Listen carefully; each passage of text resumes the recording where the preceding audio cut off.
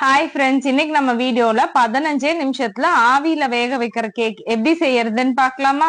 Oven, Peter எதுவுமே தேவையில்லை. மிக்சிய வச்சு இதை சூப்பரா ரெடி பண்ணிடலாம்.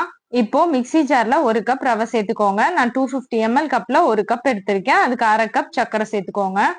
ரெண்டையும் நல்லா நைஸா அரைச்சு எடுத்துக்கோங்க. ஒரு 5 நிமிஷமாவது அதுக்கு ஆகும். கண்டிப்பா அது இந்த கன்சிஸ்டன்சில இருக்கணும்.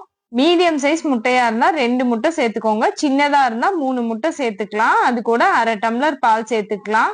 அது கூடவே 1/2 tablespoon vanilla essence, 2 tablespoon sunflower oil, நீங்க பட்டர் வேணாலும் சேர்த்துக்கலாம். 1/4 ஸ்பூன் உப்பு எல்லாத்தையும் சேர்த்துட்டு நல்லா பீட் பண்ணி எடுத்துக்கோங்க.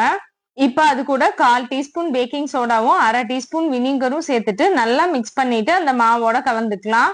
நம்ம ஊத்துன பேக்கிங் சோடா நல்லா ஈவனா மாவுல கலந்து வரணும். அதனால ஒரு 2 நிமிஷமாவது பேக்கிங் சோடா ஊத்திட்டு நல்லா பீட் பண்ணிக்கோங்க.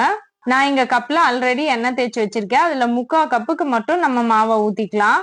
ஏன்னா இது ஸ்டீம் பண்ணும்போது கொஞ்சம் மேல எலும்பி வரும். அதனால 3/4 கப்பு ஊத்திக்கோங்க. நான் இங்க ஆல்மண்ட்ஸ் போட்டு கார்னிஷ் பண்றேன். நீங்க எந்த நட்ஸ் வேணாலும் போட்டுக்கலாம். நான் ஏற்கனவே இட்லி பானையில தண்ணி ஊத்தி 10 நிமிஷம் கொதிக்க வச்சுட்டேன். இப்ப நம்ம செஞ்சு வச்சிருக்க எல்லா கப்பையும் உள்ள வச்சுட்டு ஒரு 15 நிமிஷம் அதை வேக வச்சு எடுத்தோம்னா சூப்பர் யம்மியா ரவைய வச்சு வீட்லயே 15 நிமிஷத்துல ஒரு கேக் ரெடி. பாய்.